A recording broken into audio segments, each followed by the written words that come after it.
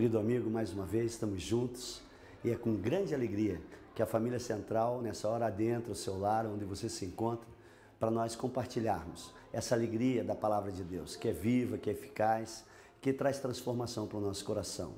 Queremos passar para você o que está acontecendo dentro da Igreja Batista Central e que você possa compartilhar conosco, é dessa alegria dos céus. Que Deus abençoe nessa hora, vejo que está passando dentro da Igreja Batista Central e logo eu retorno para estar junto com você mais uma vez. O Itamar vai ver isso, ele está ouvindo lá. Itamar, é uma bênção. Gente, trago saudação lá da nossa igreja. A gente trabalha lá há 33 anos. Vou completar 34 anos na mesma igreja, hein? O pessoal lá tem paciência, viu, gente? O povo é bom demais, né? Legal.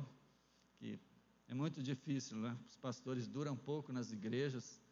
As igrejas não têm paciência com os pastores, né? Mas nós vamos falar um pouco a palavra de Deus, nos edificando mutuamente. Eu quero pegar... Eu estou estudando a carta aos Efésios na igreja, todos os domingos, verso por verso. Então é uma experiência muito interessante. E nós estamos no capítulo 4 de Efésios, agora. E Efésios é considerada a mãe das cartas. Isso aqui é água benta?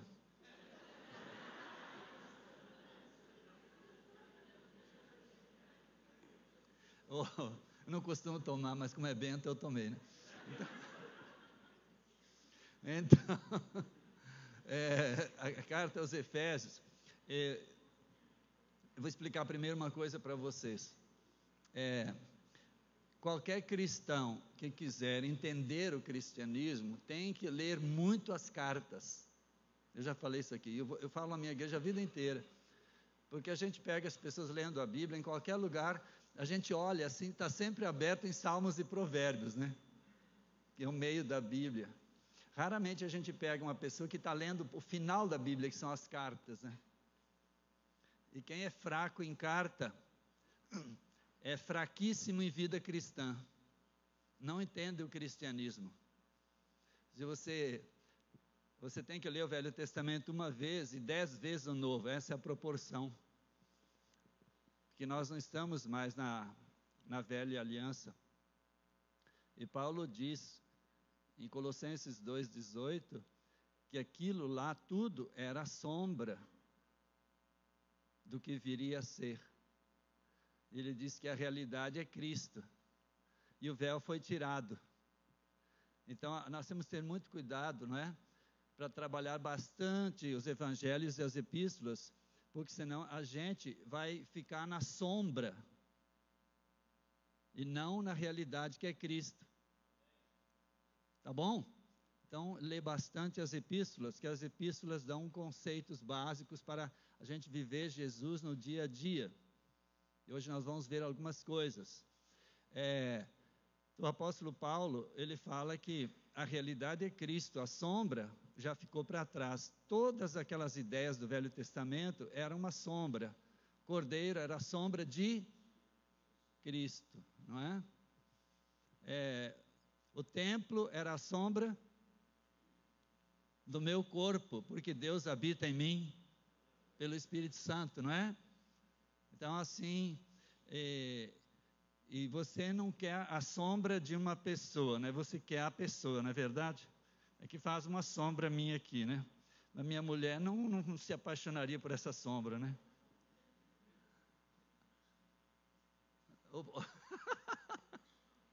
Não é?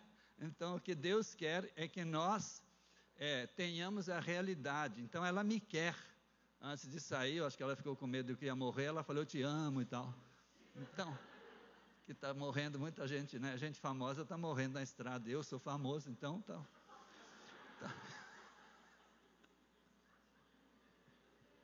Então ela falou, eu te amo. Eu falei, te amo também, vou dirigir devagar e tal.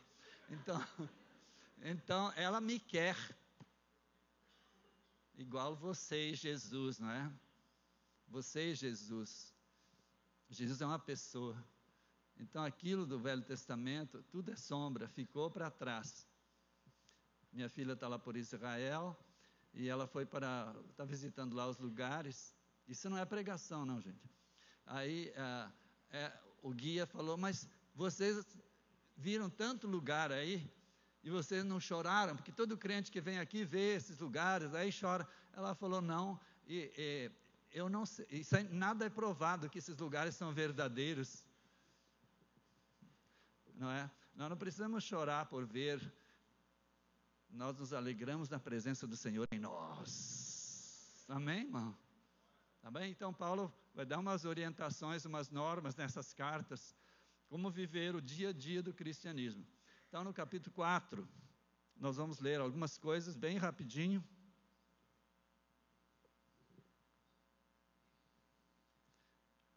Vamos ficar em pé, já que vão ficar sentados 2 horas. Vamos ficar em pé. Eu prometo que antes da meia-noite eu acabo. Eu vou pregar 2 horas, pastor, nunca mais me convidar. Efésios capítulo 4, não é? Eu estou usando aquela versão NVI, Nova Versão Internacional. Efésios 4, já está lá na tela, não é? Como prisioneiro no Senhor, rogo-lhes que vivam de maneira digna da vocação que receberam. Diga, vocação. Sejam completamente humildes e dóceis, ou mansos, e sejam pacientes, suportando uns aos outros com amor. Então, algumas palavras nós vamos gravar. Primeiro, a palavra vocação.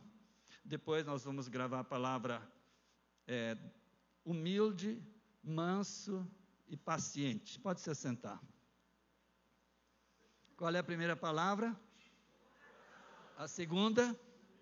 Segunda? Dóceis ou manso. E a outra? Qual? Paciente. Então, meus irmãos, vamos ver uma coisa muito interessante. Lá no Evangelho de João, capítulo 15, verso 16, fala que nós não escolhemos a Deus. Jesus falou, vós não me escolhestes a mim, João 15, 16, né? Mas eu vos escolhi a vós, e vos designei para que vades e deis fruto, e o vosso fruto permaneça, a fim de que tudo que vocês pedirem ao Pai, vocês recebam. Então diga, eu fui um escolhido. Você não está aqui por acaso, por um acidente. Na proposta, no plano de Deus, Deus escolheu você. Agora, como entender isso, não é? Isso é um mistério de Deus, mas Jesus deixou isso muito claro, que Ele nos escolheu para que dessemos fruto, fruto que permanecesse. Com esse fruto, nós pediríamos a Deus o que quiséssemos e seríamos respondidos. Mas acontece o quê? Como produzir esse fruto? Não é? No dia que você se converte, você dá a vida a Jesus, porque Ele te escolheu, não é? Você recebe a salvação. A salvação é um ato instantâneo de Deus. Tá. Você confessa lá, Romanos 10, se confessares com a tua boca que Jesus é Senhor, em teu coração creres que Deus o ressuscitou dos mortos, serás salvo. Amém?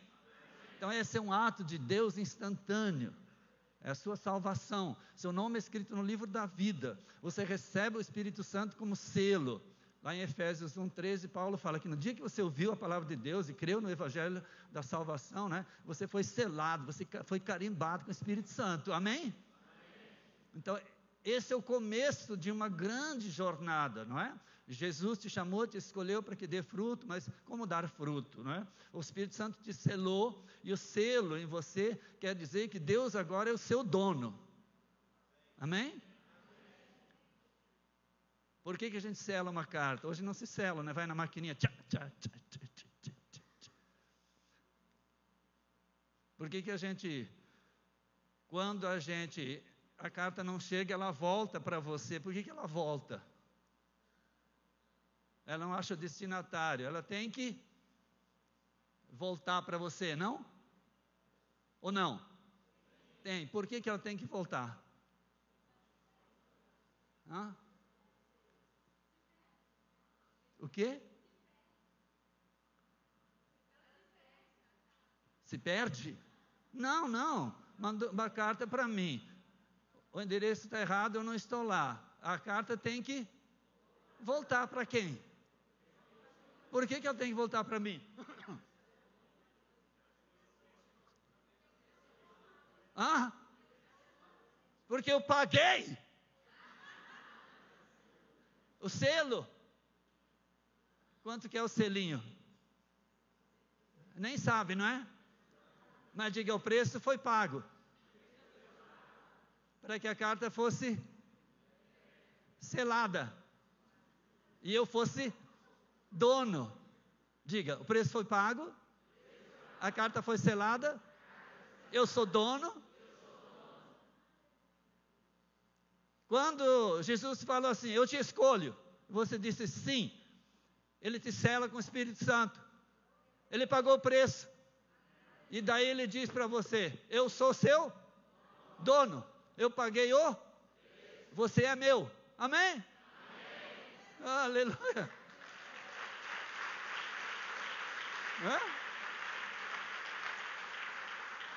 Essa é a razão de o apóstolo Paulo falar que nós temos o selo.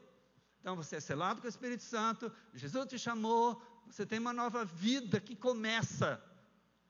Você tem direito a herdar ao céu, você é santo? Diga, eu sou santo. Meio cara de pau, mas sou santo. Quando Jesus salva, Ele completa uma obra perante Deus, só que essa obra não está completa perante os homens, porque nós temos que começar a dar fruto, amém? Amém. O fruto não é para a salvação, diga isso. Porque na cruz Jesus salvou aquele homem instantaneamente, e não cobrou nada dele, nada. E Jesus ainda disse, olha, hoje mesmo estarás comigo Eu não colocaria o cara no paraíso, porque não valia nada, né? Eu fosse Deus, eu diria, você matou, roubou, destruiu, eu vou te colocar no paraíso, tem condição, né? Nem você. Mas a graça e a misericórdia de Deus é muito grande, não é? Então Jesus te chamou, te selou, você é dele, porque ele pagou o preço. Perante Deus a questão está resolvida, mas a questão tem que ser trabalhada perante as pessoas. Sem santificação ninguém verá o Senhor. Muita gente entende mal achando que eu vou melhorar de vida para ir para o céu. Ninguém faz nada para ir para o céu. Quem fez foi Jesus. A santificação, a melhora de vida, minhas atitudes são apenas para que os outros vejam Cristo em mim e glorifiquem a Deus. Amém? Por isso que as cartas vão redirecionar o comportamento do cristão, o selado com o Espírito Santo, aquele que tem uma nova vida em Cristo, aquele que foi chamado por Deus. Então, o apóstolo Paulo foi um grande instrumento de Deus para redirecionar nossos comportamentos. Então, ele disse aqui, em Efésios, por isso que tem que ler muito carta, estudar muito carta, para mudar comportamento. Quem não lê carta não muda comportamento, é salvo, vai para o céu. Porque não entende. Então vamos ver algumas coisas que Paulo fala aqui. Paulo diz assim, estava na prisão, escreveu, qual é a palavra? Primeira? Vamos lá ver, ele diz assim, vivam com dignidade a vocação que vocês receberam. O que é vocação? Diga, vocação é chamamento. Fala, chamamento. Então, vocação é chamamento. Então, Paulo disse, depois que tudo aconteceu com Jesus, vocês, a salvação, o Espírito Santo, vocês têm um novo chamamento. Não é? Aqui nós temos gente de todas as profissões. Uns foram chamados para ser mecânicos, professores, músicos, escritores, faxineiros, motoristas. Nós temos todas as vocações aqui. E quando, faz assim com o dedo, quando você não é crente, não deu a vida a Jesus, não tem o Espírito Santo, a sua vocação para ganhar dinheiro é maior do que a vocação cristã. Você dá mais valor ao trabalho, você faz tudo que é trapaça para ganhar dinheiro, porque você não conhece um comportamento, uma atitude cristã. Aí quando você recebe a Jesus, a sua vocação para sobreviver muda de posição. Você é primeiro cristão, depois você trabalha para ganhar dinheiro, amém? Aleluia, irmão. É assim? Você é mais cristão do que mecânico. Você é mais cristão do que pastor. Ué, pastor? Pastor não é cristão? Há pastores que dão um péssimo testemunho, fazem bem o pastorado, mas não vivem o que nós vamos viver agora, vamos olhar agora. Então você tem uma vocação cristã, um chamamento, diga um chamamento, que é maior do que o trabalho que você faz 8 horas por dia. No trabalho que você faz 8 horas por dia, você tem que refletir o fruto para o qual Jesus te chamou. Cristianismo não é só o que nós pensamos, é algo muito compromissador. Existe essa palavra? Sei lá. Então Paulo vai dar aqui algumas orientações para este novo chamamento. Então ele diz nesse novo chamamento, qual é a primeira palavra? Vocês têm que ser completamente humilde. O que é humilde? Porque Deus resiste ao soberbo, mas dá graça ao... Então a primeira qualificação do cristão, já é selado com o Espírito Santo, já é salvo, Deus já pagou o preço, você é propriedade de Jesus, mas você ainda não é humilde. Você pode não ser humilde, você é soberbo, não é? Na nossa igreja havia um irmão lá que era tão soberbo, que se alguém comprasse um carro igual ao dele, ele vendia aquele carro. Ele disse que no estacionamento da igreja não podia ter um carro igual ao dele. Aí eu ganhei um carro igual ao dele, né? Aí ele deu o dele para a mulher, e a mulher se desfez do carro, que não podia ter. Pastor, viu como é que a soberba pega? A soberba pode pegar o cristão, porque não sabe manejar com a riqueza, que a riqueza é um teste para a nossa soberba, para a nossa humildade, não é? Diga, eu vou prosperar muito, serei rico, mesmo assim humilde. Amém, irmão? Amém. Aleluia.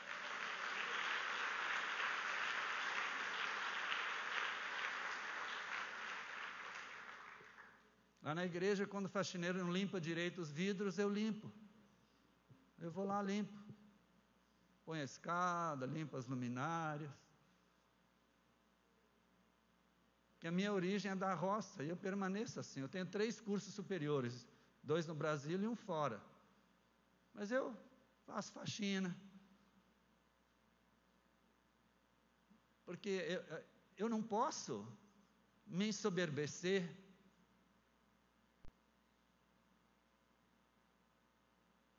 O meu chamamento é para ser humilde, mesmo que eu ganhe 1 milhão por mês, amém?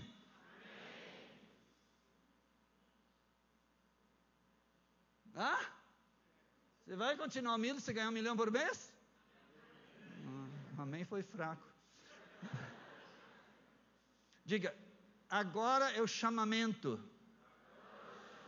Diga, a salvação é ato consumado. Nem se fala nisso mais. Nem se fala. Então, meu irmão, cuidado, não é? Quando você começa a crescer financeiramente, começa a ter vários cursos, vários diplomas, quando você começa a ser chamado aqui para tocar, para cantar, não é? Para não sei o quê. Agora eu sou o rei da cocada. Então, ao humilde, Deus exalta. Ao soberbo, Deus abate. Só que esse mesmo irmão teve um acidente, matou uma pessoa faz 1 mês. Estava em excesso de velocidade, processo. Destruiu uma família.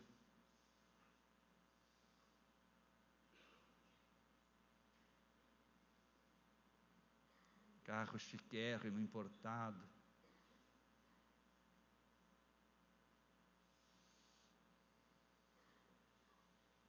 Por que você está me olhando assim?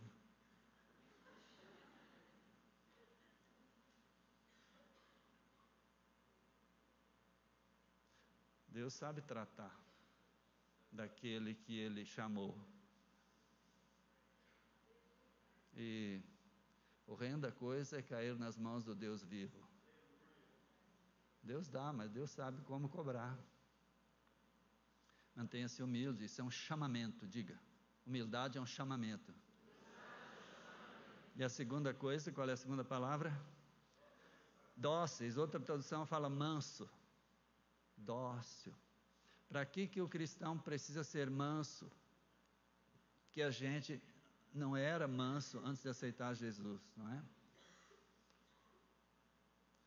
Por que a gente amansa um animal, não é? Eu sou da roça e amansei muito animal. Por que a gente amansa o animal? Qual é a razão disso?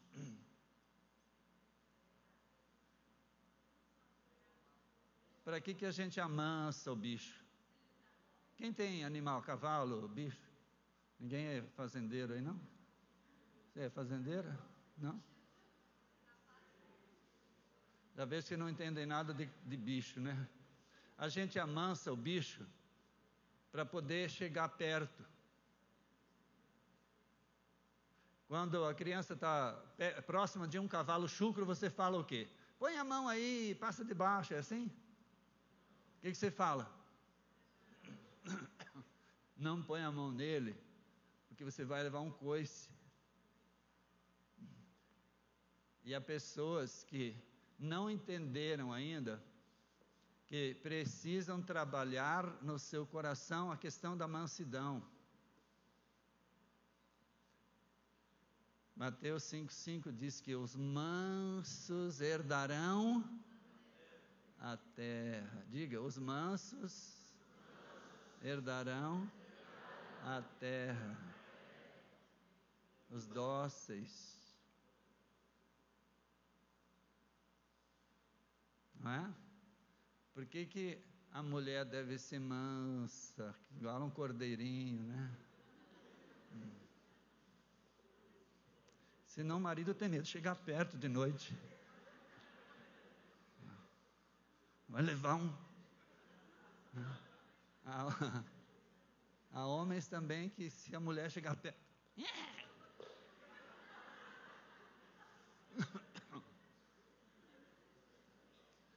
Então...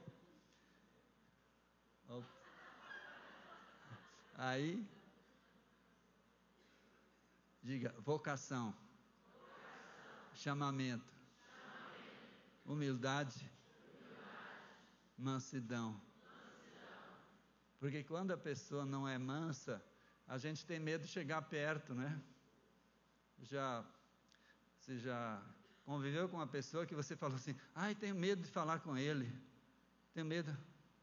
Algum ET passou por aí.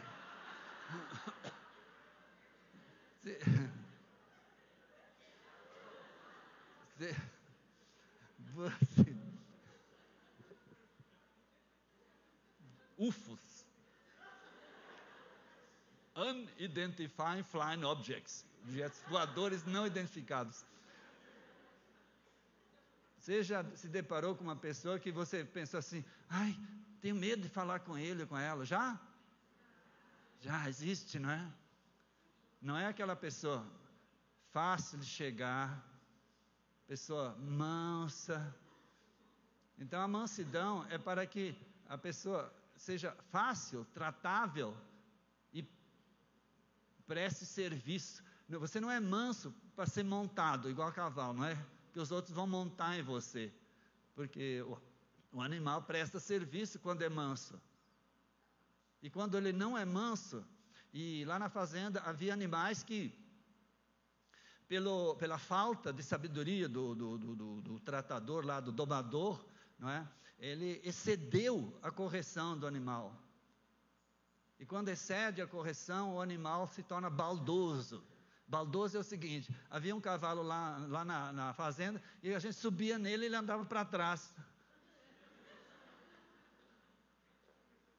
Era o jeito que o bicho achou de se livrar da gente, não é? porque ele foi maltratado. Bois foram mal domados.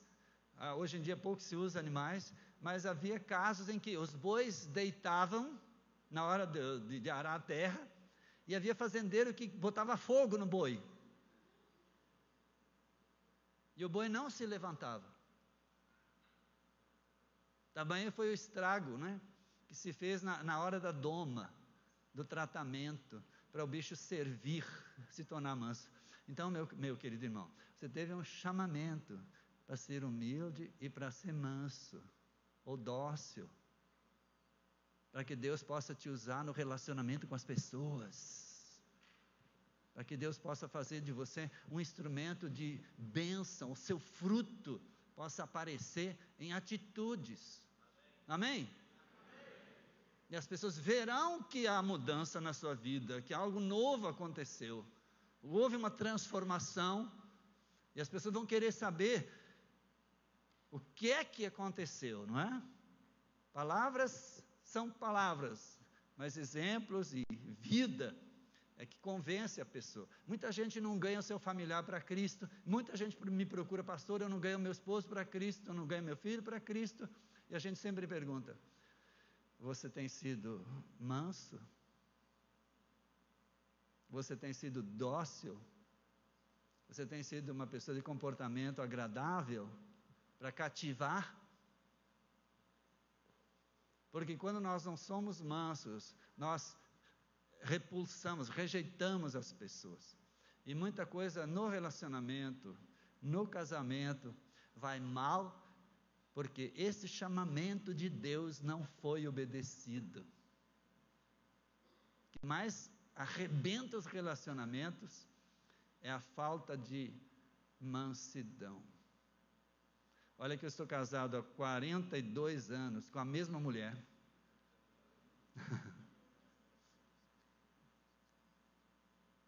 Se eu não exercesse esse chamamento, eu já não estaria mais vivendo com ela e nem ela comigo. Pior é que ela pegaria um pior que eu, né, claro. Mas corre esse risco, né, de Deus te testar. Muita gente não é ensinável. Eu já vi isso. Não, esse relacionamento eu não quero, não serve. E Deus fala, eu vou te arrumar um que vai te tratar mais do que você precisa ser tratado. Cuidado com essa ideia aí, não é de eu não te aguento. Toda pessoa é um teste para o nosso chamamento. Diga isso. Você que é marido, esposa, diga isso aí, o namorado, né? Pode dizer agora, você é um teste para o meu chamamento.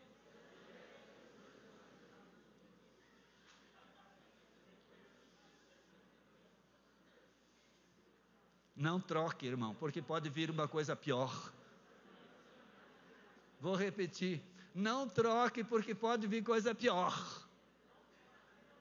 Porque Deus pode te colocar numa enrascada, porque você não é ensinável, você não obedeceu ao chamamento de ser humilde e manso. Tá bom? Essa questão de relacionamento é válido para casais, namorados, pastores, patrão, funcionário, tudo é válido para todo tipo de relacionamento.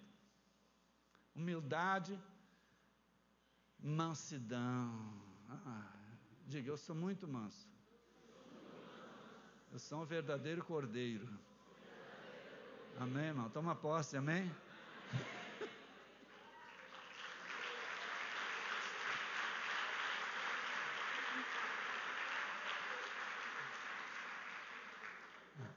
E já começa hoje à noite, né, irmão? Tá bom? Veja só como é que a salvação é um ato instantâneo, mas a santificação é um processo muito longo, né? Esse novo chamamento, não para salvação, mas para ter atitudes. Essas atitudes vão fazer a diferença. E a terceira palavra, a primeira é o chamamento, né? A vocação. Segunda, humilde, né? Terceira, manso. Fala assim, eu sou manso. Salmo 46, verso 10, é muito interessante, não é? Ele diz assim: aquietai-vos e sabei que eu sou Deus. Amém?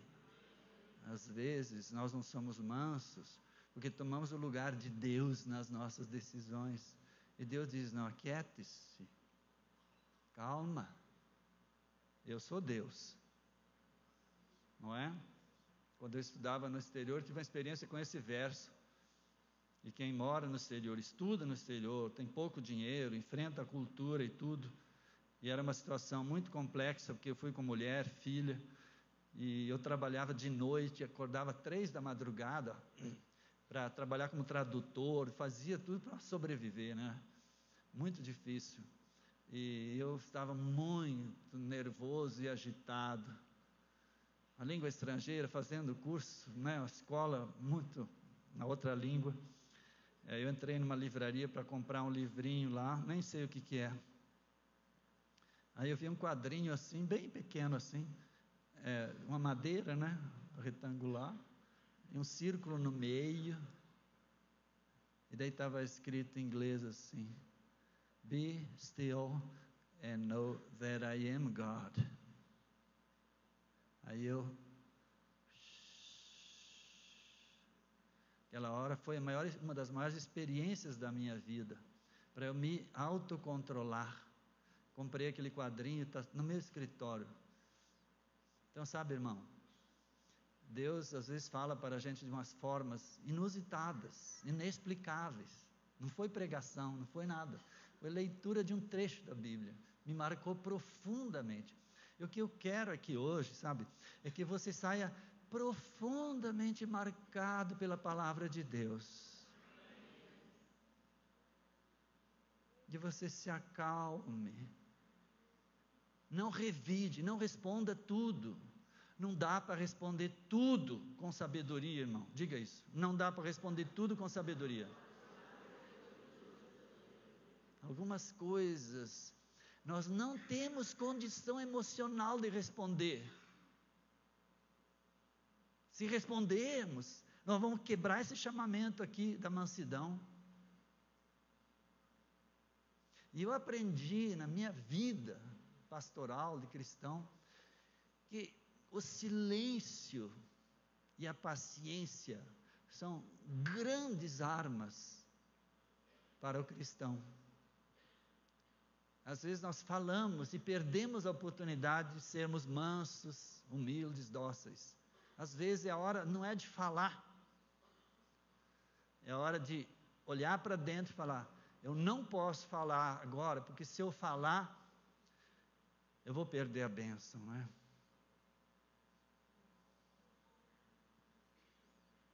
Eu aprendi a ganhar grandes batalhas com silêncio. Eu brigava muito com a minha esposa, né? Não de tapa. Né? A gente brigava demais de boca, né? E aí ela... E eu... Né? O pastor também briga. Só que meu filho esses dias falou: pai, eu nunca vi você brigar com a mamãe. Eu falei: a gente brigava escondido. Quando ia brigar, eu falava para ela: vamos brigar bem. Abria a porta. Não é verdade. Bem, vamos brigar para lá. E os meninos ficavam, nós temos 3, né? E meu filho falou com quase 40 anos: pai, eu nunca vi você brigar com a mamãe. Eu falei: só brigava escondido. Então, irmãos, existe isso, né, para a nossa família. Nós temos pouca inteligência perante os filhos, familiares e não sei quem, não é? Não sabemos, nós somos incapazes de avaliar o resultado dessa nossa falta de mansidão.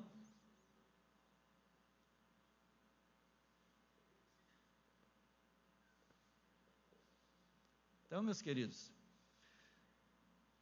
eu trouxe para você um grande desafio. É desafiante isso aí. Evitar falar alto. Aí o que fiz com a minha esposa? Eu falei: eu Eu não vou poder bater nessa mulher, porque Maria da Penha vai me pegar, né?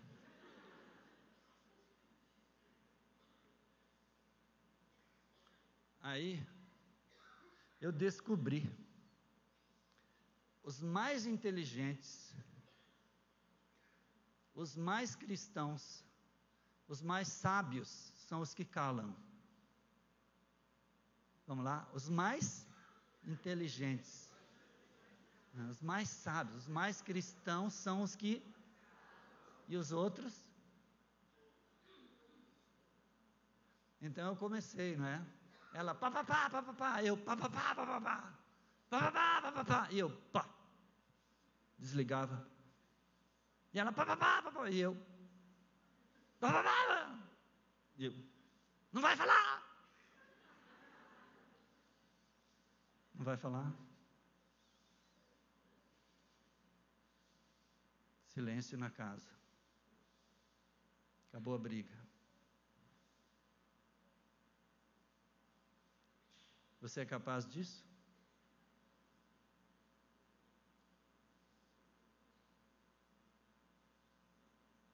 Deus nos chamou para termos controle sobre o temperamento. Eu sou temperamental, eu sou agitadérrimo, né? Achava que eu ganhava todas. Deus me tratou nesse quesito. Desde então, nossa relação começou a melhorar muito, porque alguém teve que calar. Se bem que a Bíblia diz que a mulher tem que calar.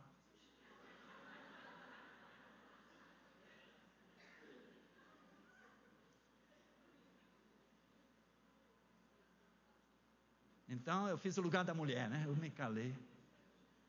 E até hoje. Agora, quando eu estou vendo que eu vou estourar, eu falei, bem, eu tenho que ir no banheiro.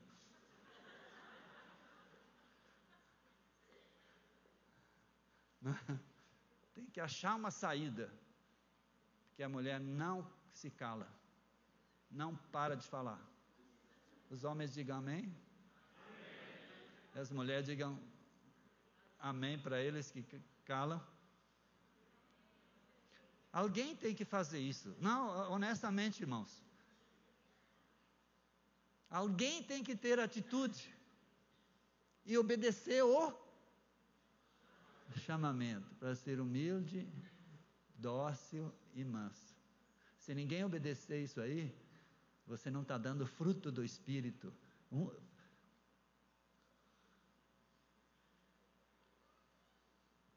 Isso aí vai mover a sua vida. E a terceira palavra, a quarta e última, paciente, não é? Esperei com paciência no Senhor. Até Deus pede paciência com ele. E ele se inclinou para mim e ouviu o meu clamor. Irmãos, Deus pede paciência. Quanta gente que hoje está lá na igreja, pastor, eu perdi o emprego, podia estar ganhando bem, não tive paciência com o meu patrão, eu não tive paciência com o que eu faço. Diga, irmão, paciência é uma poderosa arma. Nesses 33 anos que eu pastorei a igreja, eu tive N razões, N oportunidades para deixar tudo, voltar para os Estados Unidos, viver bem lá. Mas eu precisei obedecer o chamamento de ter paciência com os irmãos que vão embora, viram as costas, com os irmãos que falam mal, sem razão, não é? Paciência, paciência. Eles chegam lá, eu abraço, oh, querido, você é uma bênção de Deus, não é? Então, paciência. Mas eu estou, não é? Eu tenho vontade, mas o chamamento me... Amém? Você pode ter essa vontade, mas você não colocou em prática, amém? Esse é o segredo. O problema não está naquele desejo, o problema está na execução do desejo. Você executa, e depois que executou, meu irmão, paciência com o seu pastor Itamar, né? Será que ele está ouvindo isso? Entendeu, irmão? Paciência com o músico, porque às vezes o volume é alto, é baixo, né? Paciência com quem chega atrasado. Antigamente, muita gente dormia lá na igreja no culto, né? A gente tem 3 cultos, 8 da manhã, 10 da manhã, de noite, na escola bíblica, domingo, e alguns irmãos acharam tão gostoso dormir na igreja. Aí eu dava um grito, acorda! Não tinha paciência. Hoje, quando eles dormem, eu falo aos irmãos, eu vou pregar baixinho para ele continuar dormindo, viu, irmão? É lá, boca aberta. Eu falo mais baixinho, tá? Ele dorme, daqui a pouco ele acorda. Será que, onde é que eu estou, Senhor? Entendeu? Gente, eu era estúpido. Menino mastigava chiclete, você falava, traga o chiclete aqui, põe na mão aqui. Essa semana eu visitei uma senhora, ela falou, pastor, quantos chicletes eu levei na sua mão, lá dentro da igreja? Tira esse boné. Né? Então, quando eu vi isso aí, eu fiquei com vergonha. Quer coisa melhor do que dormir na igreja, na casa do Senhor? Eu nunca dormi, mas deve ser uma delícia, né? O banco lá na igreja é almofadado, legal, ar-condicionado, igual aqui, ligado. Estou dormindo. Daqui a pouco eu acordo, onde é que estou? Deus trata da gente até nessas coisas aí, ó. Parar com estupidez, falta de paciência. Como a gente é impaciente com criança. Ô menino, cadê? Sai! Falta de educação, já nem é mais paciência, né? Então, meu querido irmão e minha querida irmã, eu te trouxe um desafio hoje, hein? E a palavra de Deus diz, né? Tiago fala, sede praticantes da palavra, não apenas ouvinte, enganando-vos a vós mesmos. Isso que eu estou falando não tem nada a ver com a sua salvação, não. A vida eterna é sua. Jesus te salvou. O Espírito Santo está aí, ó, no seu coração. Seu nome está no livro da vida. Amém? Você foi escolhido. Você nem escolheu, Deus escolheu. Agora, compete a você obedecer esse chamamento aqui, inverter, não é? Essa ordem das coisas aí. Dá licença, tomar um pouco de água benta aqui. Então, irmãos, meu desafio para você é esse. Eu já estou acabando, né? Para que você, chegando em casa,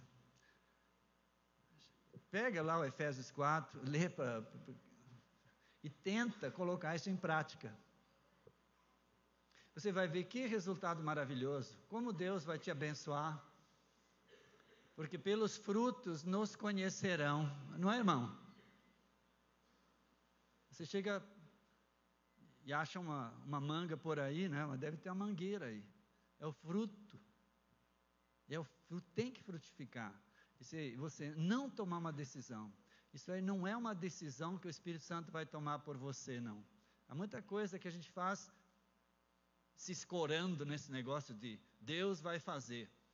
Há muita coisa que Deus não faz, não.